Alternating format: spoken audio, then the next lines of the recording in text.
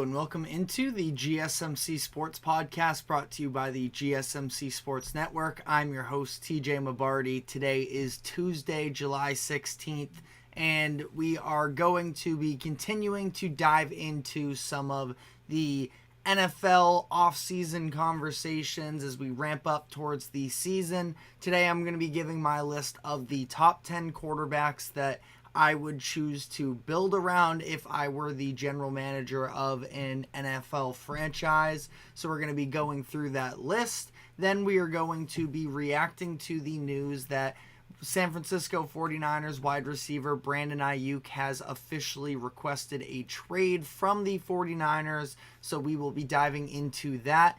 And then we are going to be previewing the upcoming season for the Miami Dolphins. We are going through all 32 teams and giving season previews for them. Yesterday we did the Buffalo Bills, and now we are sticking with the East and doing the Miami Dolphins. And then finally, to wrap up the show, we'll be reacting to the home run derby that took place last night in the MLB. Actually ended up being a tremendous product in my view, and I thought that it showed why it was the best of all the all-star festivities in American sports. And then finally, we will wrap up the show by talking about the trade package that has reportedly been thrown around from the Utah Jazz in regards to what they would be asking of the Warriors in exchange for Lauri Markkanen, whether or not the Warriors will pull the trigger on that deal and if it would be the right move. But before we get into all of that,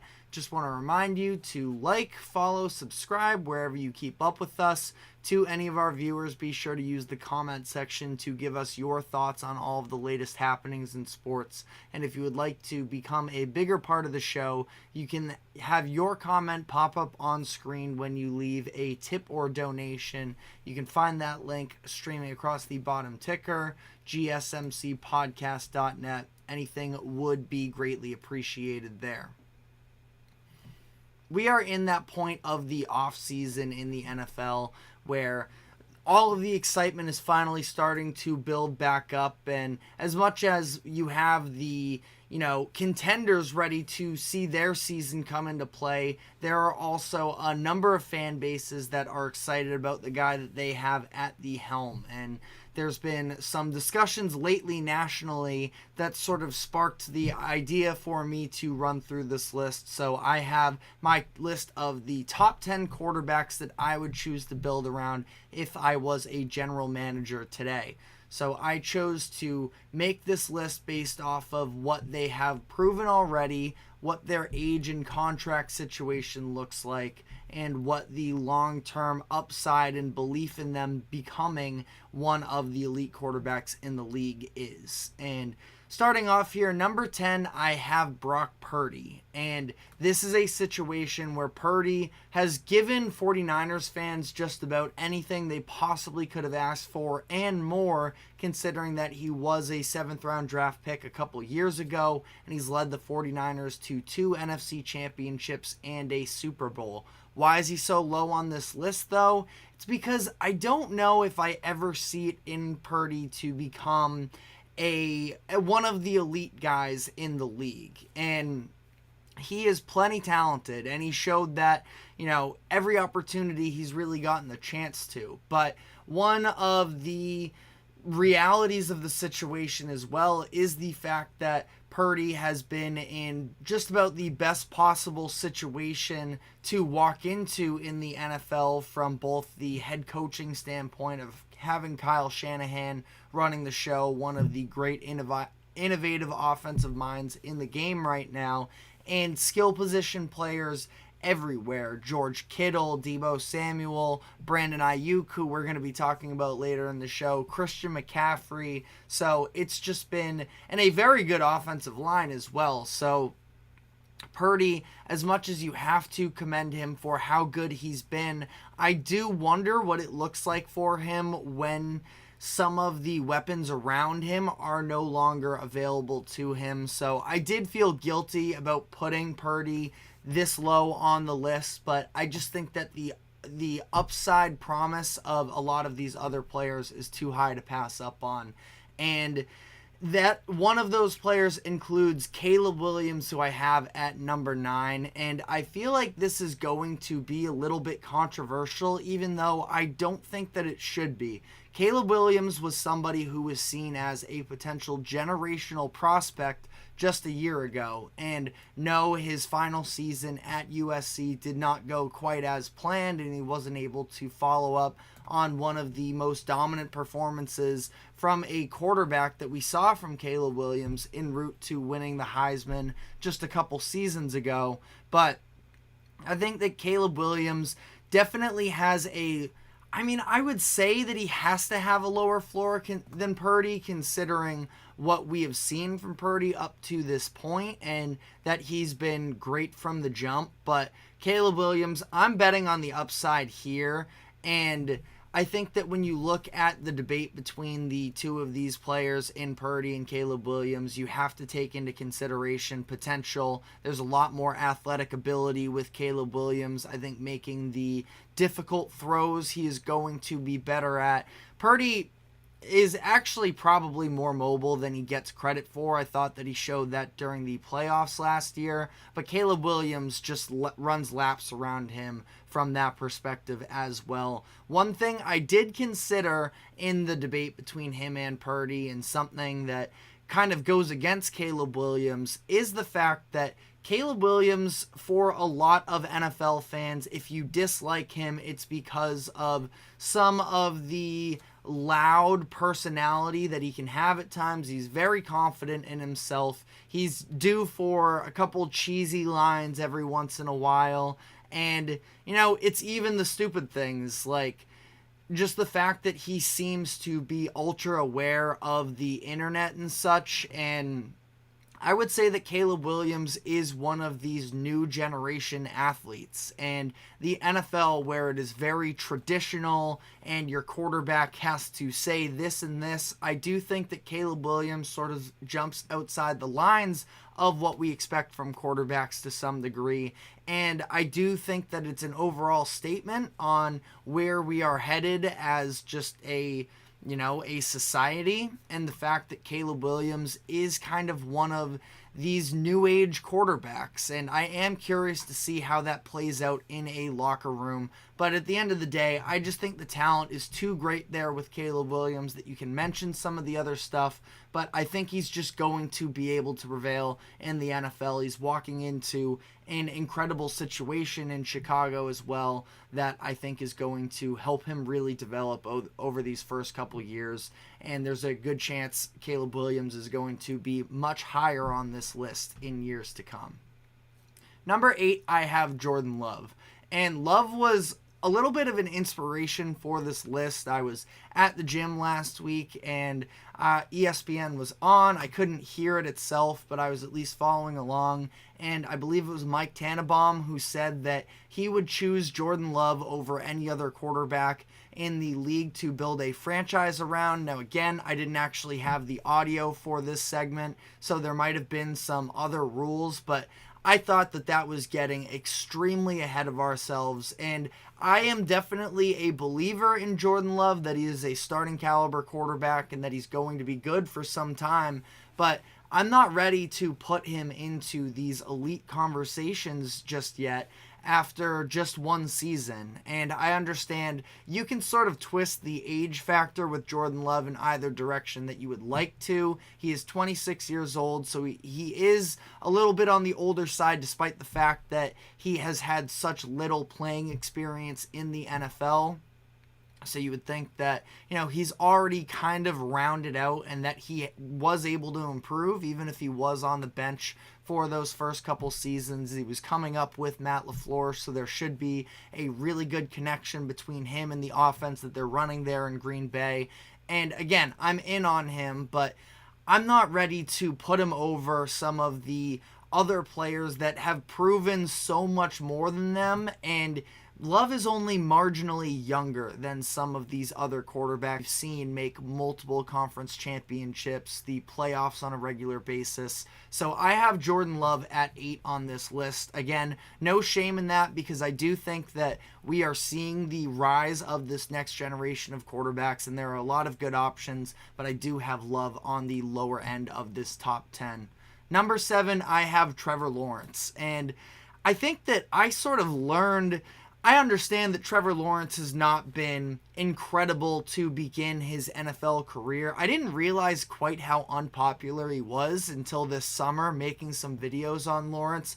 I understand he has not lived up to expectations up to this point. And while you can blame some really bad circumstances that he walked into his rookie season in the NFL with Urban Meyer and with not a lot of receivers around him, since then the Jaguars have done an incredible job of building a roster around Trevor Lawrence to help him succeed. And I would say for the most part he's been able to do so, but we've seen some flashes, but we have not seen consistency from Trevor Lawrence at a super high-end level. Now, he did pull off an incredible comeback in a playoff game against the Chargers just a couple seasons ago, but he was also a big part in putting them in that hole with some sloppy turnovers then. So Lawrence is in this situation where I believe in the pedigree of him. Going back to Clemson, he was undisputably one of the best talents that I had ever seen in college football, at least myself personally. And I do believe in the long-term effect of Trevor Lawrence, but it's definitely been somewhat underwhelming up to this point. And I had to drop him down further than I really wanted to just because of the idea of it's great that you were unbelievable, coming into college as a high school prospect, and then in college he was unbelievable, but got to see something in the NFL at some point, and I just feel better. I think about the consistency of the players who are ahead of him. And one of the players I was very surprised that I ended up going with is Justin Herbert at number 6, where Herbert also feels like a very polarizing player here. There's obviously that narrative about the fact that, what did Emmanuel Aiko call him? A social media quarterback or something along those lines. Justin Herbert can flat out play, and he is a very good quarterback that has been subject to some less than ideal situations. First off, he plays for the Chargers, who are one of the more cursed organizations in the NFL with some of the injuries that he's been dealing with to his receivers. But Justin Herbert, the talent alone, I think the vast majority of teams would take him in a heartbeat. The idea that he was even being shopped around to whatever degree this offseason was crazy to me. But Justin Herbert has definitely not gotten the respect that I think he overall does deserve. He is an incredible talent. Number 5, I have Lamar Jackson, a 2-time MVP already at just 27 years old.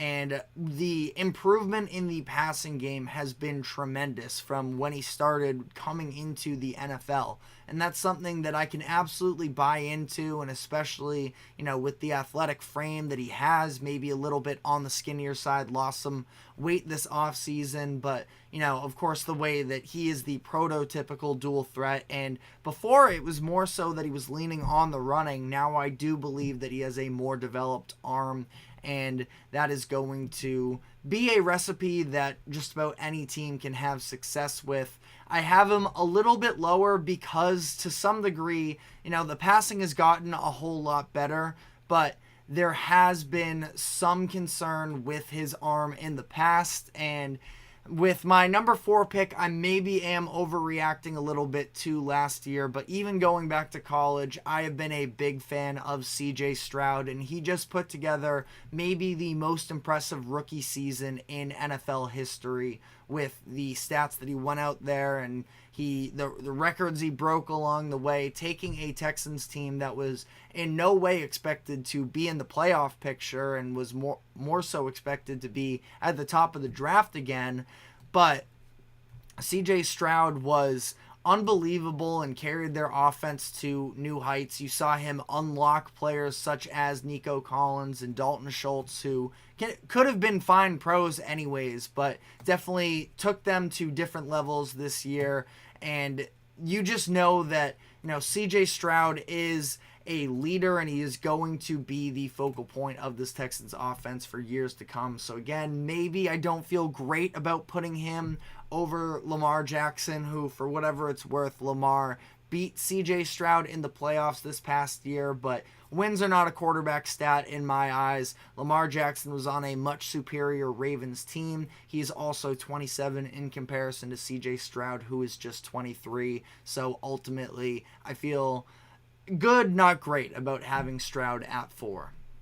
Number 3, I have Joe Burrow. I think that he is probably the second best quarterback in the NFL today. The reason I have him at number 3 is because of the idea of an injury history. Now, it's one of those things that I've talked about in the past. I do feel like it gets overblown to some degree because it's not this one injury that is a glaring concern for Joe Burrow, but he's had a lot of freak accidents just sort of roll up on him. Obviously, the hit that had him tear just about everything in his knee his rookie year.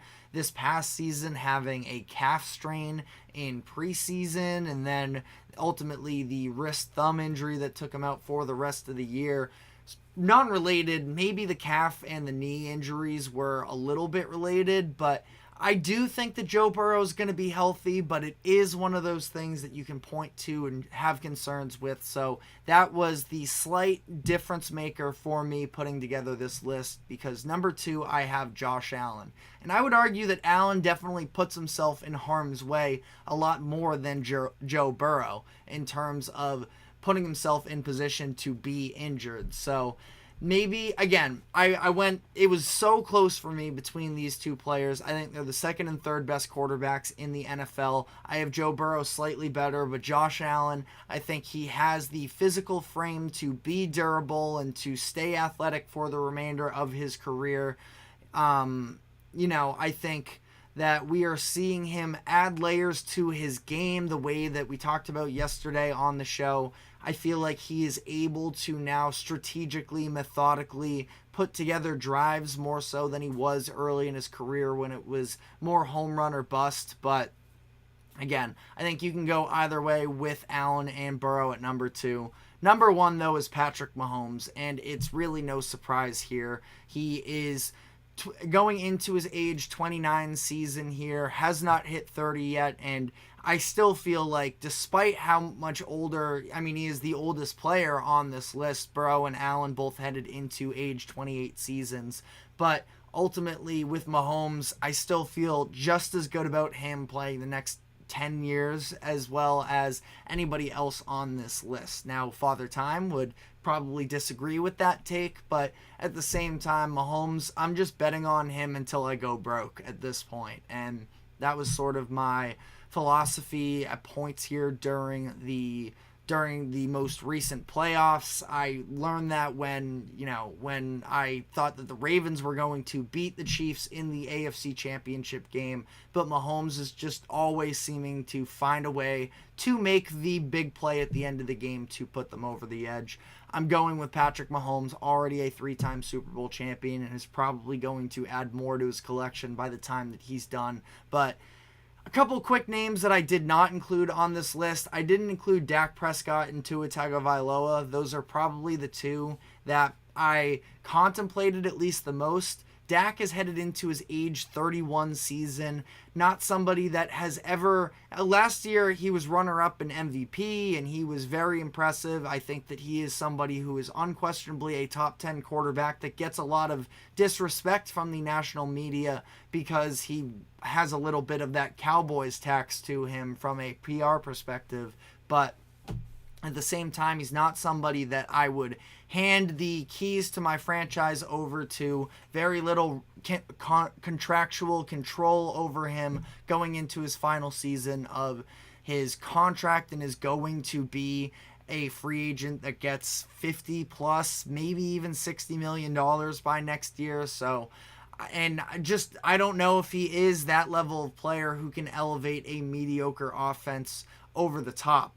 And I would say that the Cowboys have done him pretty good justice in terms of the pieces that he's been surrounded with, the offensive line he's been playing behind, the rush attack up until this past season. But I left out him, and I left out Tua, who we are going to be diving into a little bit more later in this show when we dive into the Miami Dolphins season preview. But before we get into that, we are going to be taking a break here, and we have to react to the breaking news that San Francisco 49ers wide receiver Brandon Aiyuk has officially requested a trade.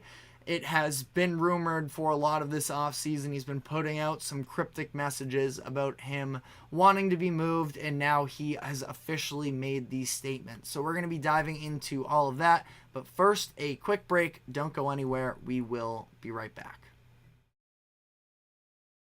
I feel like I'm losing my mind. Is everybody in the world blind? Please, Lord, give me a sign, a sign. I feel like I'm losing my mind. Is everybody in the world blind? Please, Lord, give me a sign, a sign. I wanna be the greatest. Everybody on the fake shit. I look around and feel like everybody is the fakest. I make this every day and I'm impatient, hoping one day I blow up from the basement. Statement, the top is so vacant. I don't hear shit that I think is amazing. Waiting for my day when I'm playing sold out shows for 1,000 faces. Hey, give me that crown, get in my way and to be put down. It ain't your place, all this my town. If I want that shit, then I'll get it right now.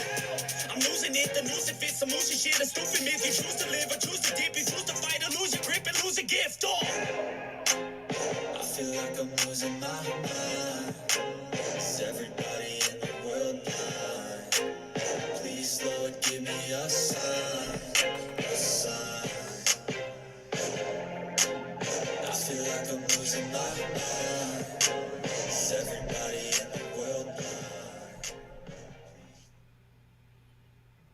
Welcome back into the GSMC Sports Podcast, and we got the news earlier this morning that San Francisco 49ers wide receiver Brandon Aiyuk has requested a trade officially from the 49ers. This is not necessarily a massive surprise. Aiyuk has been sending signals that he was interested in a trade as he has been going through the contract negotiation process with the 49ers. Aiyuk headed into the final year of his rookie contract, and he has been, I think, one of the best wide receivers in the NFL. Maybe hasn't gotten quite his due. I was having a discussion with one of my cousins over the weekend, and we had a debate as to whether or not he can be a true number one wide receiver. And I didn't realize that there were quite as many people that were anti-Brandon Aiyuk until then, because I have seen Aiyuk since it was just about, halfway through it was either his rookie season or his sophomore season that he was really able to amp up the production level, and he's been electric since. Aiyuk was very highly regarded coming into the NFL, and I think that it just took him a little bit to be able to fully adjust, but once he fully got himself going, he kind of hit the ground running there, and he has been an unbelievable player who has been able to produce at a very high level despite the fact that he hasn't been the number one option in that San Francisco offense, where you look, wide receiver one would be Deebo Samuel. Christian McCaffrey probably even supersedes him as the 49ers number one offensive weapon, but Aiyuk still has had back-to-back 1,000-yard seasons. Last year had over 1,300, and again, that is on limited targets, just 105, so the yards per reception, he's been extremely efficient, And yeah, no doubt, there are other players on his offense that have been able to garner some of the attention of opposing coaches and defenses that maybe open up Brandon Aiyuk a little bit more in comparison to if he was the number one game plan threat for opposing teams. But either way, I still feel like Aiyuk is going to be able to translate as an effective option for years to come. And I think there are a number of teams that should, without hesitation, try and go and make a move for him. You know, Aiyuk was just all-pro second team last year, and I would bet money that that's not going to be the final time that he does in his career.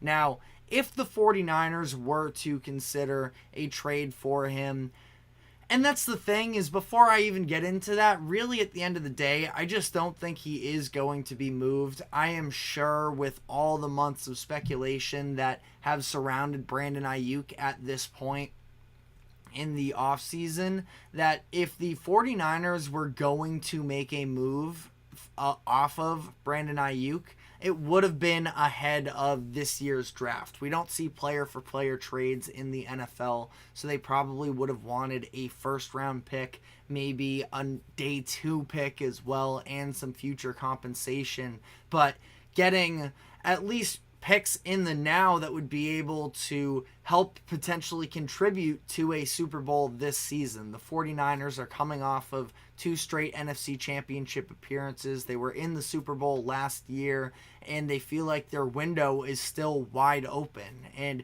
it really wouldn't make that much sense for them to move off of Aiyuk because he's not happy there. Obviously, you know, there's the human element there, that what version of him are you going to get if he is checked out? But at the same time, I just feel like we've seen pretty consistently that these types of holdouts just don't play out well for the majority of NFL athletes, and that they end up costing themselves money. So I have a very hard time of believing that Brandon Aiyuk would set out the entirety of the upcoming season and that he would be able to be a contributing player. Now, he's in a contract year, so it's not like you have to worry about him throwing anything. And Aiyuk is such an elite asset because as much as it is the receiving and being a consistent option, didn't even mention the fact that Debo, for as great as he is definitely more of an injury concern there. So Aiyuk is almost the stabilizing force, and you can throw George Kittle in that conversation as well, somebody who's dealt with,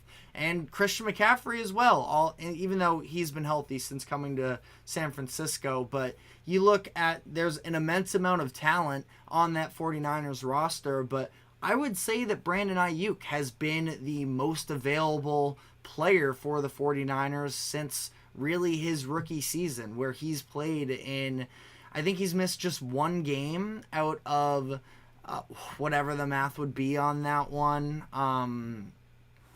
53 or so games, whatever it is. Don't like doing math live at the time, but yeah, 51 games. He's played in 50 of them, I believe, since 2021. So, and that game was this past year when the 49ers really weren't trying. So he's been extremely reliable for them. He's an integral part of not just their pass game, but he is one of the best blocking wide receivers in the NFL. Somebody who is going to give you 100% effort on just about every single play. And, you know, ultimately, I think that you are going to see Aiyuk be able to have that same effect, you know, no matter what team that he's on, and that he is going to bring an impactful approach to both the pass and run games for any team.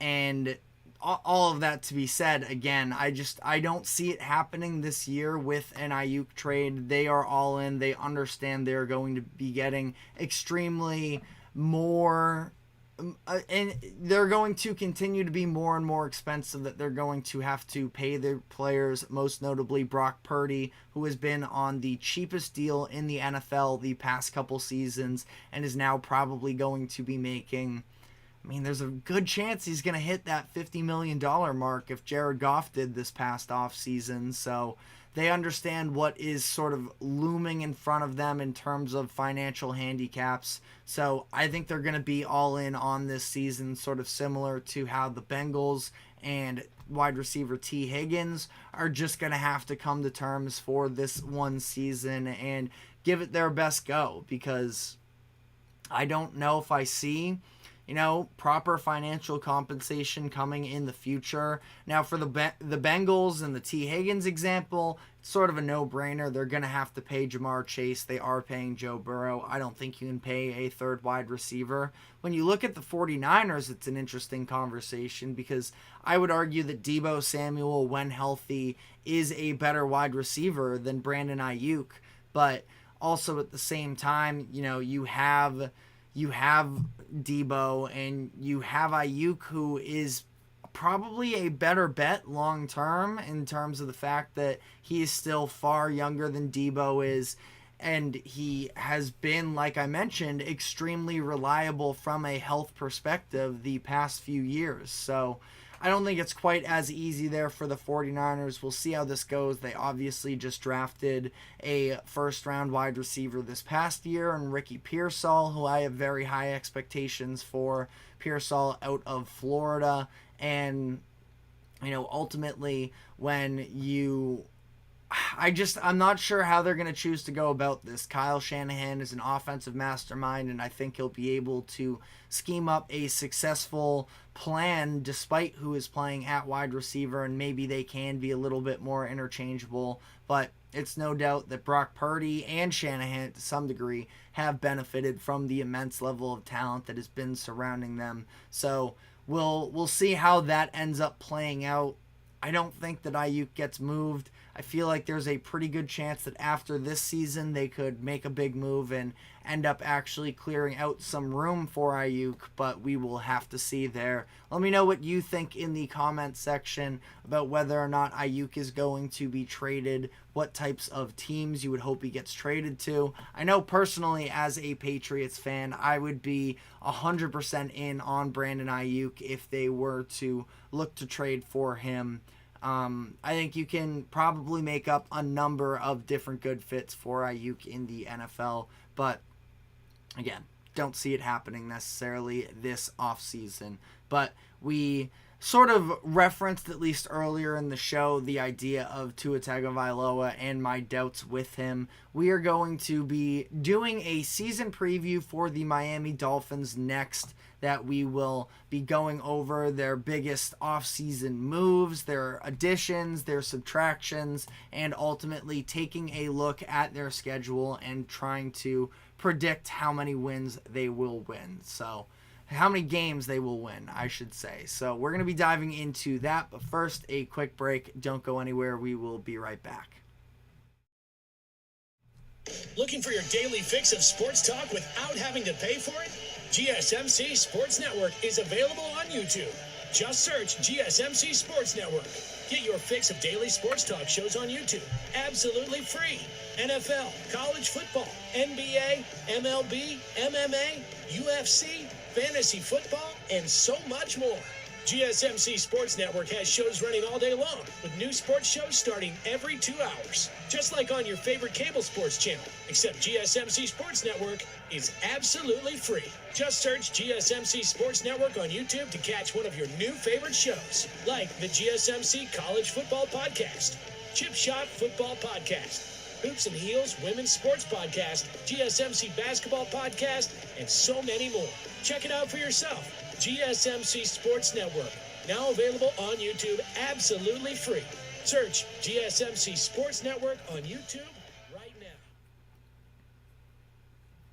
Welcome back into the GSMC Sports Podcast as we continue on with our new segment, A Day, where we are going to be previewing different season breakdowns. And today we are going to be talking about the Miami Dolphins and what lies ahead for them in the 2024-25 season.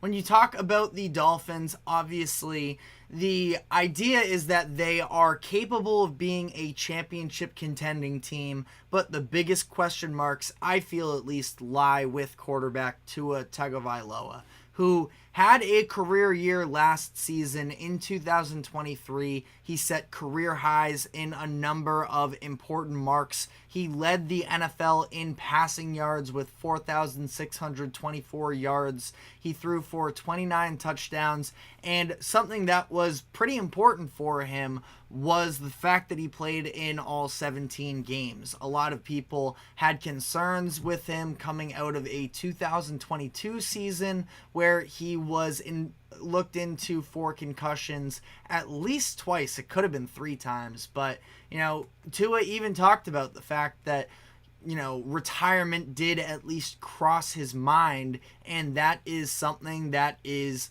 really concerning to hear from somebody who is just coming out of his rookie deal. He's on the final year of his contract this season. So it doesn't seem like he is going to be signing a long-term deal with the Dolphins this season, but he could be putting himself in for a payday if he does perform again this season. And again, I think that the fact that he played in every single game this past year does at least put, to some degree, I know he came into the NFL with a nagging injury as well, but ultimately my concern with him isn't the health, it is the ability, and he has done an incredible job. I mean, you look at the numbers that are currently on the screen, he did a very good job from a production standpoint last year, but one of the realities of the situation, and it's somewhat similar to the Brock Purdy conversation,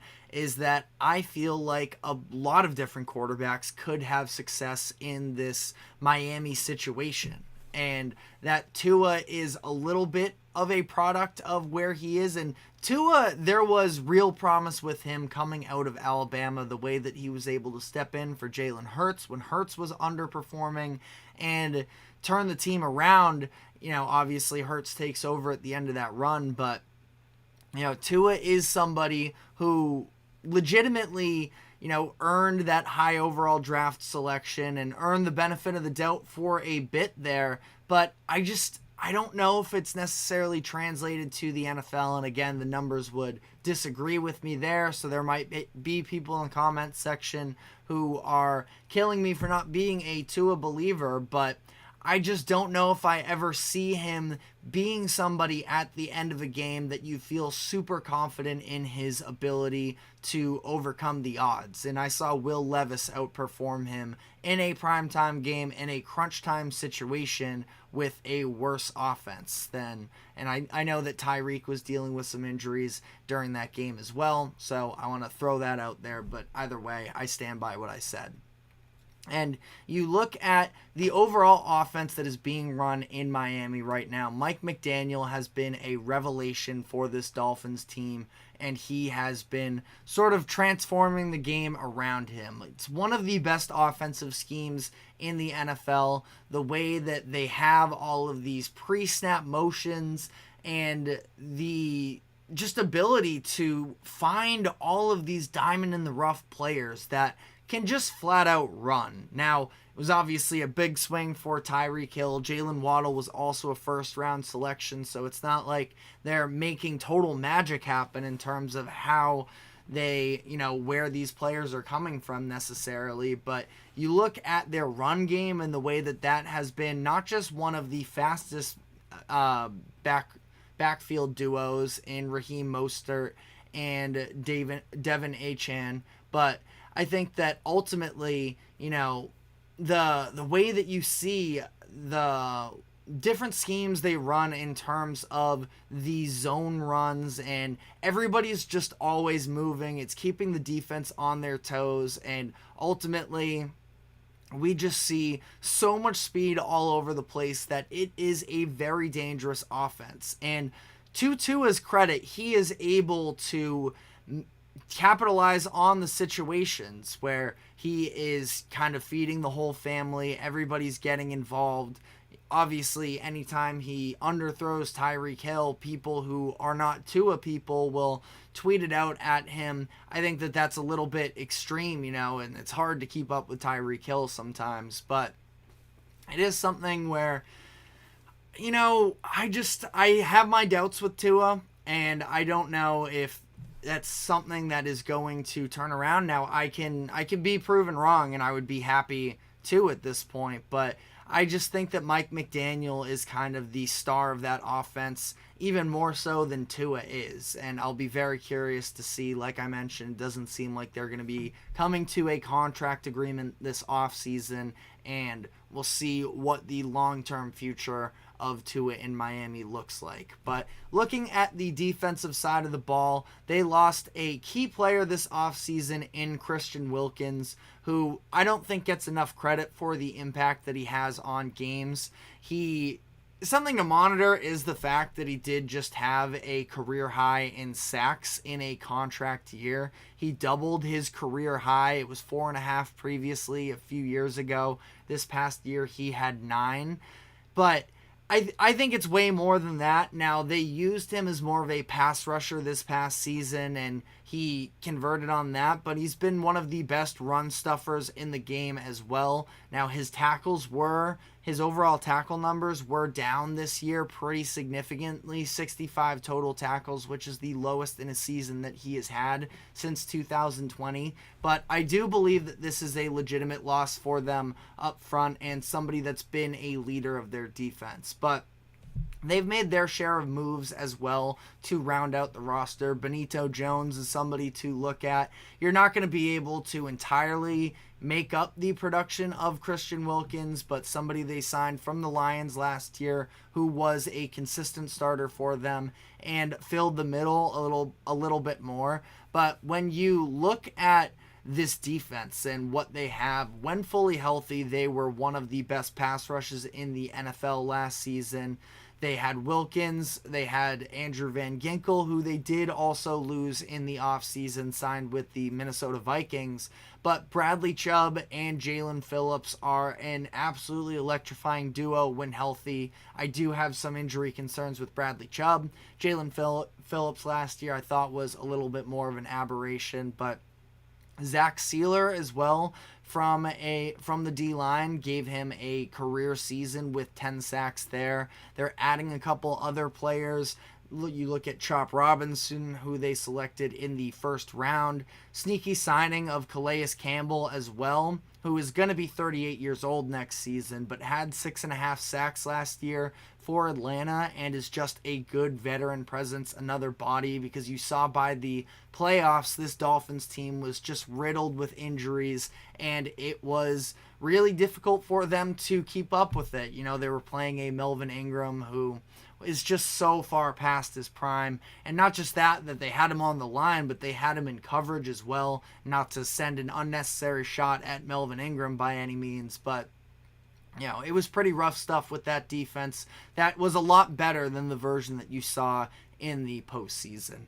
A lot of people are really high on their secondary. I'm not quite as high. Now, Jalen Ramsey was dealing with injuries last season. I think that he is still not too far removed from a few All-Pro selections, most recently in the 2021-22 season. So he's an impact guy when he's out there for him. No, he's probably not going to give you All-Pro impact, but at least is somebody who is an experienced player that you can go out and trust. They did release Xavier Howard, who was a longtime member of the Dolphins, but they brought in some vets in Jordan Poyer and Kendall Fuller as well to sort of shape up that secondary. And then the last signing that I did sneaky like for them was Jordan Brooks, a little bit underrated as well, played linebacker for the Seattle Seahawks and is now going to have an opportunity to be, a name on the Dolphins this upcoming year. Now, looking at their schedule as a whole, Sharp Football Analysis has the Dolphins with the 8th easiest schedule in the league. Their line is at 9.5 wins on the year for the over-under. Just some things that stood out to me in terms of their schedule. They have a couple difficult opponents in weeks 1 and 2 against the Jaguars and the Bills, but they do get those games at home, and if they are able to take care of business in weeks 1 and 2, week 2 is Thursday Night Football, I will add just for the sake of that, but they're able to beat the Jaguars and the Bills, they can be looking at a nice string of wins to start the season leading into that bye week, maybe even a little bit extended as well, going into week 7 and 8 against the Colts on the road and the Cardinals at home. Again, not locking them into any one of these games necessarily, but there's definitely a realistic path for them to start 5-0, maybe even a little bit better there, coming out of that bye week, week 6. But the other part of the schedule I wanted to look at was the end, where you can see 4 out of their last 6 games are on the road against pretty intimidating opponents. It is at Green Bay in week 13, at Houston in week 15, at Cleveland in week 17, and at New York against the Jets in week 18. Also, you throw in some matchups against the Jets at home and the 49ers at home. That is a very tough stretch to end the season, in my opinion. So ultimately, when I went through, again, just gut reactions, win or a loss, I ended up with them being a 10-17. So just like yesterday with the Bills, I have the Dolphins very slightly over in this season. So they're going to be one of those teams that are hanging around playoff contention. I feel like they are going to. Now, I had the Bills at 11 wins yesterday, which would mean that I have the Bills winning that AFC North, which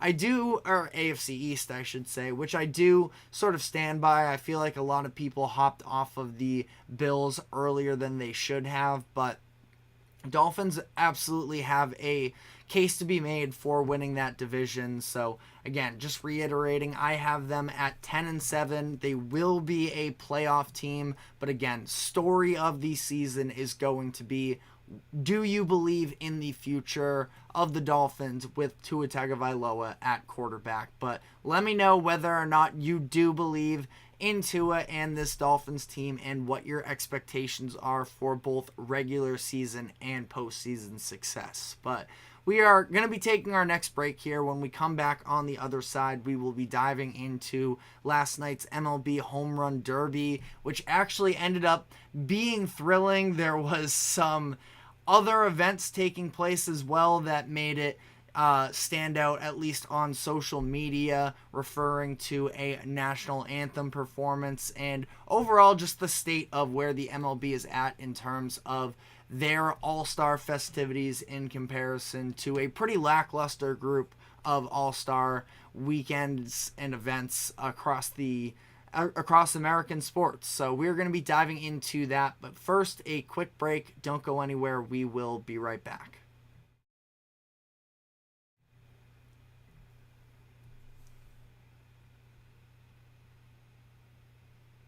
For the best and latest podcasts available anywhere, go to the podcast app on your cell phone and type in GSMC to access free content-rich podcasts on health and wellness, book reviews, sports, entertainment, relationships, social media, movies, technology, finance, and even weird news. Subscribe and download the GSMC Podcast Network's family of shows, available everywhere podcasts are found.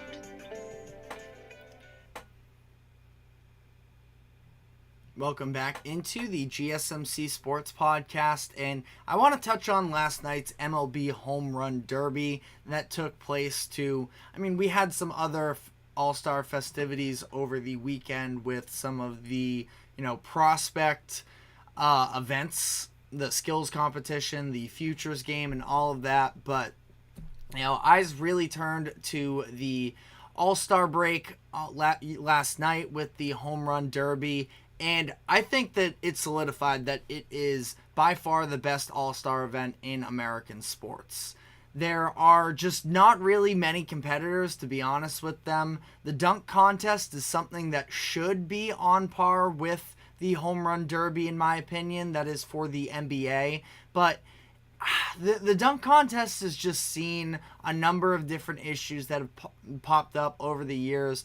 One of them being the lack of star power in the dunk contest, and Jaylen Brown even participated this year, and everybody was upset with the fact that what the performance he gave them and such. So that is something that hasn't been great for them, that there hasn't been star power in the dunk contest, but also the fact that there is this idea or this excitement that we're going to see something we never have before in the dunk contest. And at this point, we've just seen so many different varieties of dunks that it can be watered down for us a little bit. The home run derby, you know what you're getting. You are getting professional athletes just destroying baseballs on a regular basis. And I don't know, I feel like because of the fact that the expectations are so much more realistic and down to earth, that it ends up coming away as long as there is a good, competitive finish to it, that the event ends up being memorable. And I do think that this is going to be a memorable one. Now, to some degree as well, the MLB was having troubles just like the NBA in terms of star power, not necessarily being quite as interested in participating in the events. But I still feel like the overall pool that they got together was good enough, and you got a key star they got a key star in Bobby Witt Jr., who was able to give a big-time performance for them, and he ends up going to the finals against Teoscar Hernandez. It comes down to literally the last ball between the two of them, and Teoscar Hernandez, also somebody that I feel like has been largely underrated for the past few years. Now, I know he got an all-star appearance in 21 or 22, so it's not like Teoscar Hernandez hasn't gotten his dues by any means, but he is, I just feel like, one of the easiest players to root for in the MLB, and I'm glad that he's getting this chance with the Dodgers to have some more eyes on him and showing the type of impact that he has on baseball teams, because, again, I'm just a very big fan of his game. And having him and Bobby Witt Jr., this young star, where you talk about the MLB having issues sometimes in terms of marketability for their young players, Home Run Derby is the perfect opportunity to do so. Fortunately, we didn't get the performance we were hoping from Gunnar Henderson. I had expectations for him in this event as well, but that didn't end up coming to fruition. But again, like I mentioned, ended up being a very close finals between Teoscar Hernandez and Bobby Witt Jr. Hernandez hit 14, Bobby Witt Jr. with 13 in the final round. He had 2 outs remaining. It seemed like he was going to be able to tie up Teoscar, but that final pitch came just short of the wall in deep center, and Teoscar ended up taking it home, being the first ever Dodger in franchise history to win the Home Run Derby, which was a little bit surprising. And we have a comment from Anthony Manzano. You had a couple of guys in that competition that are not natural home run hitters. They're more average and slap hitters. I would agree with that, and I think that you can throw Bobby Witt Jr. into that conversation as well, where Bobby, I gotta double check his stats. The last time I looked, he was at 15 home runs with a couple days left into the All-Star break. But you look at the average exit velocity on his swings, I mean, he smacks the ball, absolutely, but isn't somebody you necessarily look at as somebody who will perennially hit 30 plus home runs. And maybe that does end up being the case. Maybe I'm selling him a little bit short on that one, but was able to perform. Alec Boehm is another example. I was incredibly surprised with the performance that he was able to put out there. Ended up going to a shootout against Teoscar Hernandez in that semifinals. That it was really fun to see Boehm as well, who I think is another one of these likable players. Not quite, I don't know if I'd call him a rising star. I believe he's 28 years old, so he's definitely still improving, and he's on one of the premier franchises in the MLB, so that was a little bit of a good marketing thing there. Last couple notes is Pete Alonso. Pretty disappointing, and that's where you get the natural home run hitters. And Pete Alonso just wasn't able to, really compete this season, or at least in the Home Run Derby. Hit just 12 home runs. He was the first player to be eliminated. 12 ended up being the least amount by any player in the Home Run Derby. Anthony with some stats here. Gunnar, Bobby, and Alec are maybe at best 20 to 25 homer guys a season.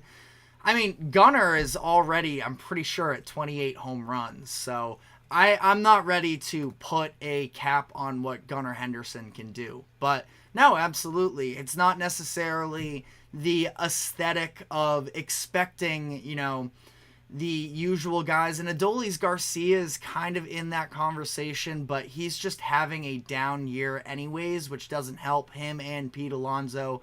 And Jose Ramirez, who's having a great season, but, that's 2 straight pretty underwhelming home run derby appearances. I can't imagine that we are going to see him again. Now, J-Ram did make it to the second round, but ultimately did fall short in that one to Bobby Witt Jr. But, overall here, last thoughts on the home run derby before we'll get into a little bit of draft thoughts, because I actually haven't touched on that just yet. But I think I have to at least mention the national anthem, that I don't want to make quite as big of a joke about it, because this morning we did just get an update from, if for those of you who didn't see, the national anthem was kind of a travesty in terms of the performance from this woman, Ingrid Andress, who is a country singer, and she went out there and it was really, really bad. One of the worst ones that I have ever seen. It gave, Fergie vibes from the NBA All-Star game all those years ago, where there were MLB players that looked like they were sort of, holding back their laughs. It was just a really bad moment. And this morning she posted on her Instagram that she was drunk and that she's checking herself into rehab. So again, I understand it was a horrendous moment on national TV, and you have to have sympathy for, what's going on there. But it was definitely a memorable moment from these All-Star festivities, and, we're hoping for the best for her, because obviously, if she's going to rehab and she's dealing with some stuff, that we want to be sensitive there. But I did think that it was worth at least mentioning there. But as for Anthony has been asking some questions about the 2025 MLB draft and the prospects. It's, I followed along with the draft. I would be, lying to you if I said I was experts on a number of these different players. Mentions the Marlins. They took PJ Morlando, who was one of the few high school picks in the draft. They ended up taking him 16th overall. This was a draft that was more so dominated by a lot of college hitters, even more so than the overall situation.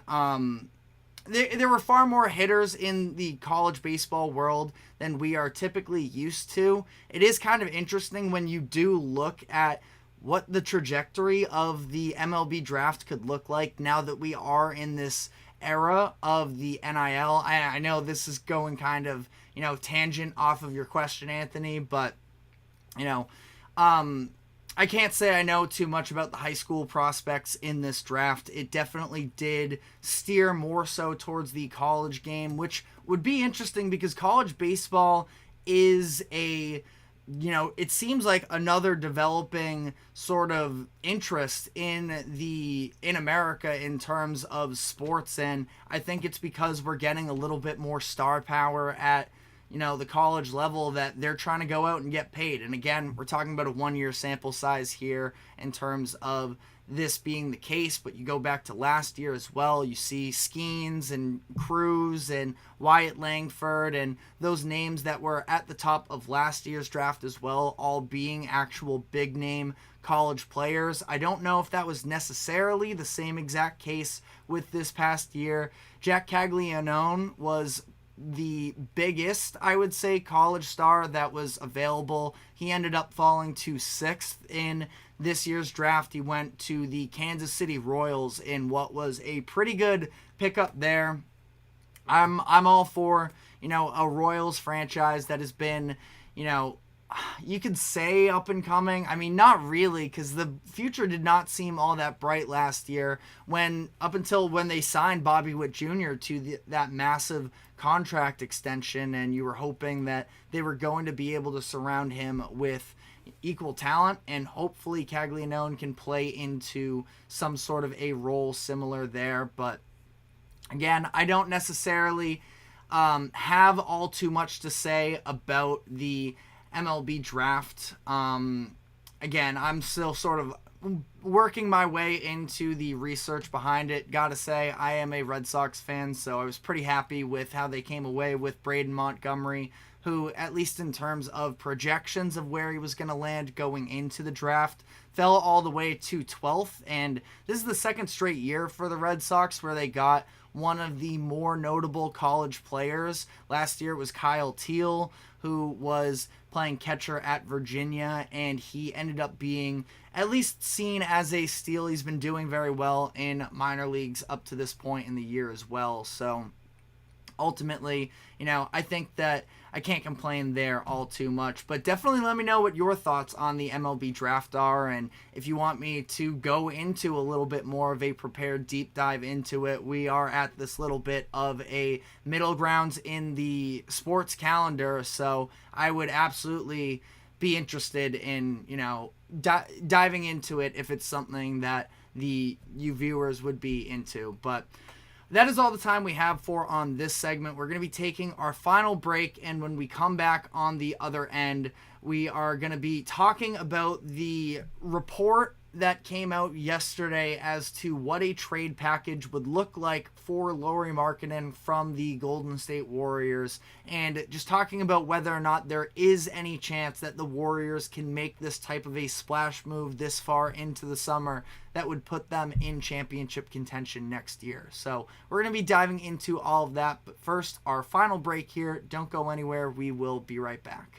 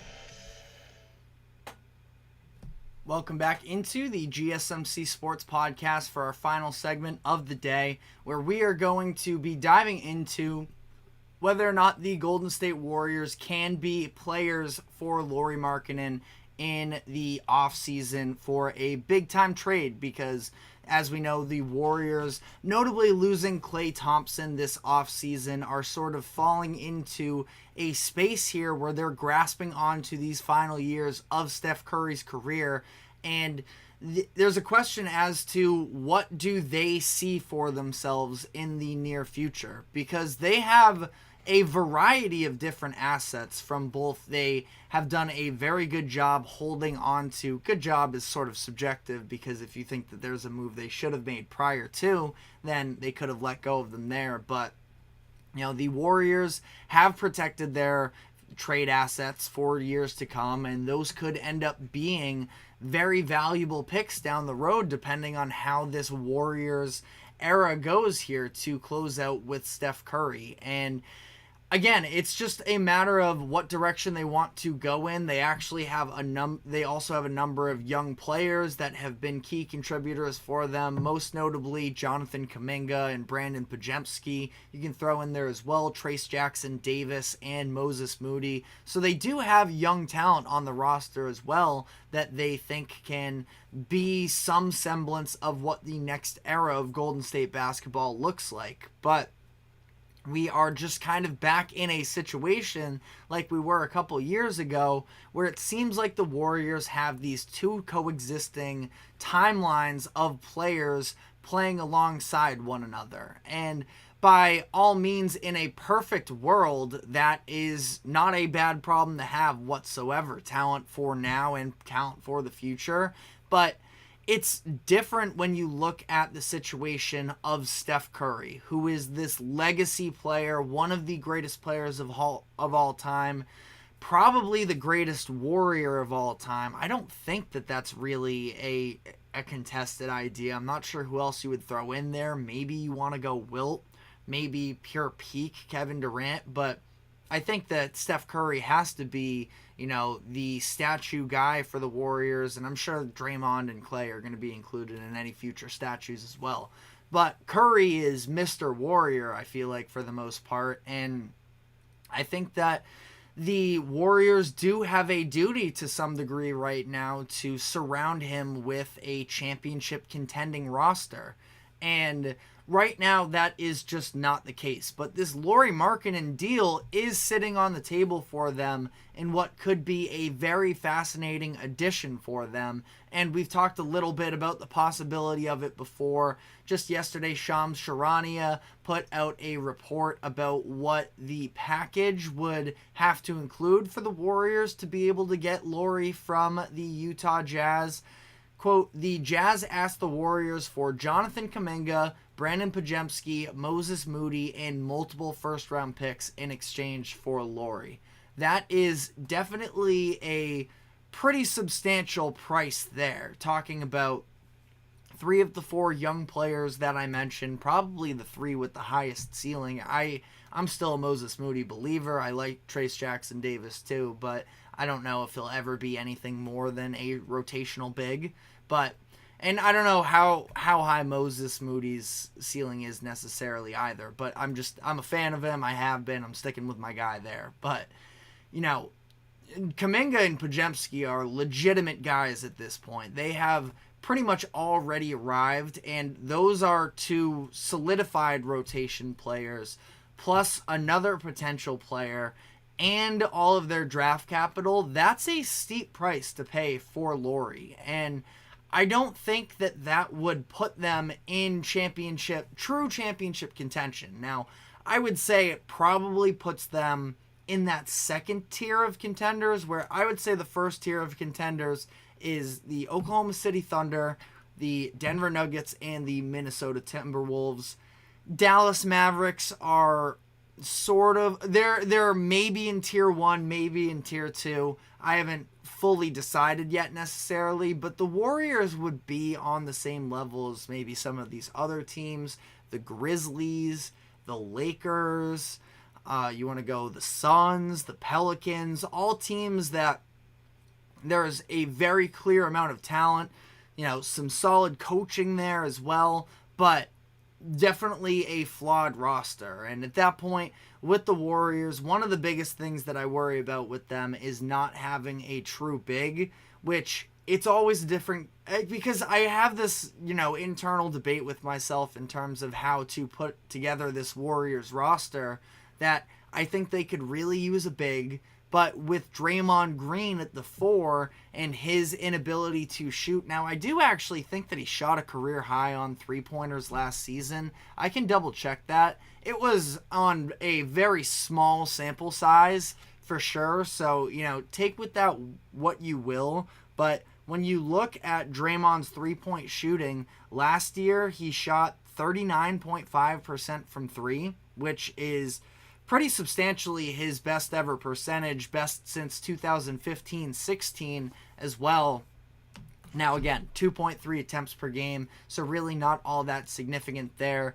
That's definitely a shot that other teams are going to be willing to live with is a Draymond Green 3. But I mentioned the Draymond spacing just because of the fact that I think it does sort of limit what type of big options they could go for. That's why Brook Lopez has been a name that I've been interested in for the Warriors, somebody who can protect the rim and can also space out the floor a little bit if Draymond is going to play a little bit more under the basket, or you know how Draymond plays his offense, where he's always sort of running around that free throw line area to do the two-man game with Steph, very active off-ball screener as well. So, you know, that's something that I could get into.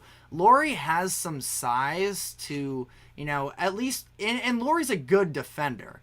Now, the fact that he is, when you look at his official measurement here in terms of height, he's listed as a 7-footer on Basketball Reference right now. And he doesn't play that way, and I never think that he's going to be a player that can man up against a Draymond Green, or against a Nikola Jokic, I should say, or an Anthony Davis and shut them down. But we saw this past year having, with the Minnesota Timberwolves and their strategy to shutting down Jokic to whatever degree they could, was putting Karl Anthony Towns, an inferior defender, maybe not somebody who traditionally matches up as your prototypical 5 center, and having another 7-footer in Rudy Gobert roam around the paint and cut off the baseline. I wonder if the Warriors could try and solve that problem against some of the top bigs by having Draymond, who is a very physical defender, obviously never backs down from a challenge, even if it's, you know, ends up hurting them. But having Draymond be the primary defender there and seeing if you can get away with Lauri being a little bit of that roamer role of just having size that can also be around the paint when you need it against these interior forces. I don't know. I'm just sort of spitballing here on the fly of how the Warriors could potentially, you know, solve that problem if this were the deal that they ultimately were to make. But I mean, it's, again, the price you look at is a lot to give up Podziemski and Jonathan Kuminga, but at the same time, I don't think that this would be a total missed opportunity for the Warriors. Again, it might not be the smartest business decision in a vacuum to sell off your entire future for this core that missed the playoffs last year, but there is also a responsibility that you have to Steph Curry. If you're the Jazz, I wouldn't be in a rush to get rid of Lauri by any means if I were the Jazz, but he is also somebody who is going into his age 27 season, and the rest of the Jazz roster is pretty underdeveloped, that it doesn't necessarily seem like there is a window of championship contention that Lauri and the Jazz share in common. But you know, again, somebody that's not getting into his 30s anytime soon. He's entering the final year of his contract, is somebody that I could definitely see the Jazz paying, especially with Danny Ainge, as we've talked about, just sort of makes what he feels like is the best decision in a vacuum, as opposed to how does it play into our overall vision. So Ainge is going to be a stickler in this type of a deal, and for that reason, I don't think anything gets done this offseason. Now, if it sounds like the Jazz season isn't going well and that Lauri doesn't have interest in coming back in the offseason, that maybe they can go and make a move at the trade deadline, but I think we're going to have to wait a little bit. I have a comment from him. Would you do this trade? The Hawks get Andrew Wiggins, Brandon Podziemski, Moses Moody, and a first-round pick, and the Warriors in turn receive Trae Young. I think my gut reaction would be no. That is a very interesting, because I feel like I haven't seen a lot of Trae to the Warriors concepts out there. Now, Trae, the talent is absolutely there. I don't know how that necessarily improves the Warriors roster, though. I mean, it would get them off of an Andrew Wiggins contract that is a negative at this point, and the Warriors feel like they can turn him around. And with that organization, I'm not entirely rooting it out ruling it out. But at this point, Wiggins does seem like he is a negative contract. The fact that he's going to be making, $30 million for years to come is pretty tough under these new financial regulations. And Podziemski is another one of those rotational players. That being said, Trae Young is also significantly better.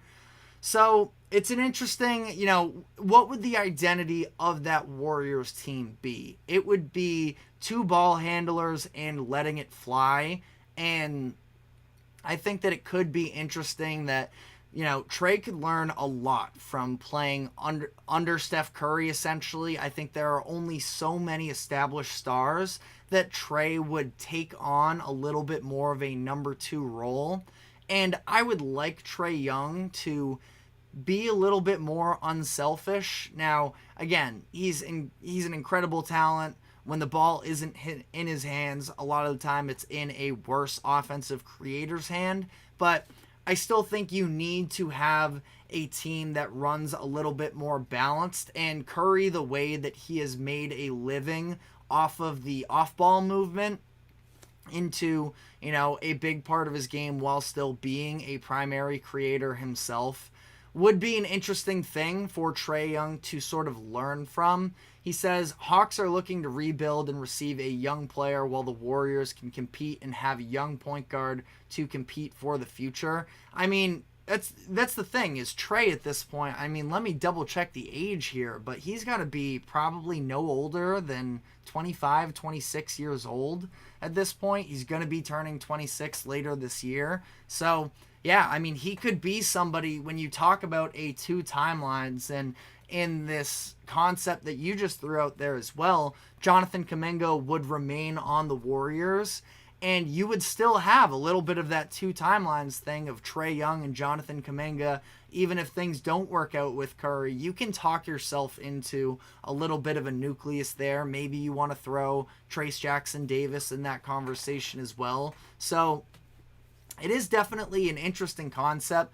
Again, I don't know if that's the move for the Warriors, because they would still have so many holes. Guard is really the only true strength they have. Now, they have a number of bodies on the wing that are impressive, but you're giving up a few of them in this deal. You still don't really have a true center either. Now, you could go small ball with Draymond, but again, sort of leads you into that dilemma that I was just discussing earlier as to how are you going to guard Nikola Jokic and Aaron Gordon in the playoffs. So if I'm the Warriors, I'm probably saying no here.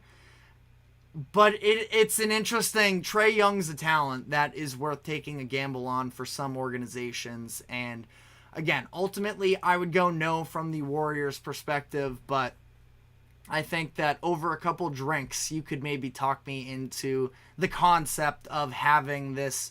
Trae Young got a lot of Steph Curry comps, obviously, coming out of college as to what he could be. And to some degree, he's not Steph Curry by any means, but at least play style wise, I think that it's the leadership a little bit and the sacrifice that he needs to buy into a little bit more. And I feel like Steph Curry could, install that a little bit in his game. I think it could be very, very beneficial to Trae Young himself to some degree.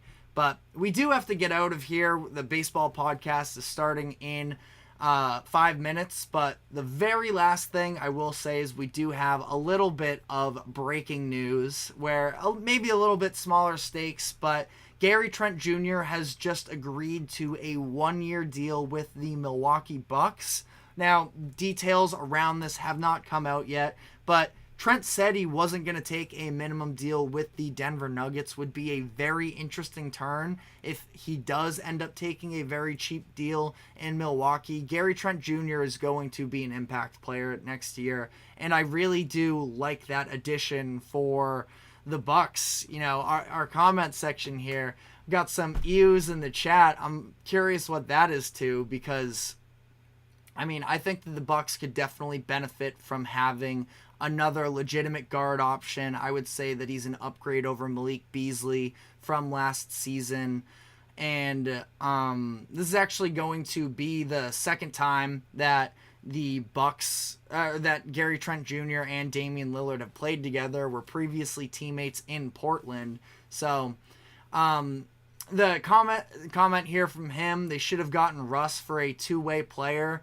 I mean, Trent definitely does leave some to be desired on the defensive side of the floor, which is already a concern with the Bucks. So I do understand the concern there, but at the same time, Russ, I mean, he's a bench option. He can't be a starter for that team, I don't feel like. And I understand he gives you the energy, he gives you, the defense, the minutes, all of that. But I would not trust him in that offensive system.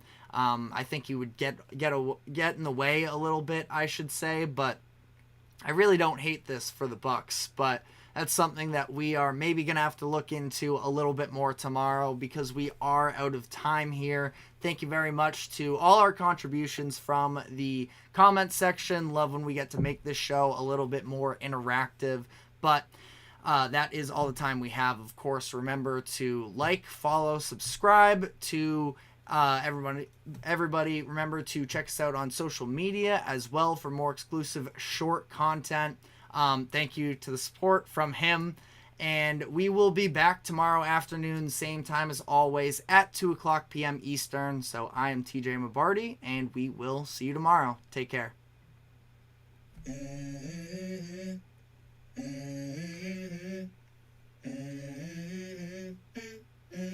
Let's go. I wake up to a little bit of drool on my pillow, feel like it's gonna be a bad day. Yeah, I'm tired of shit, and the coffee ain't hit yet, damn, ain't that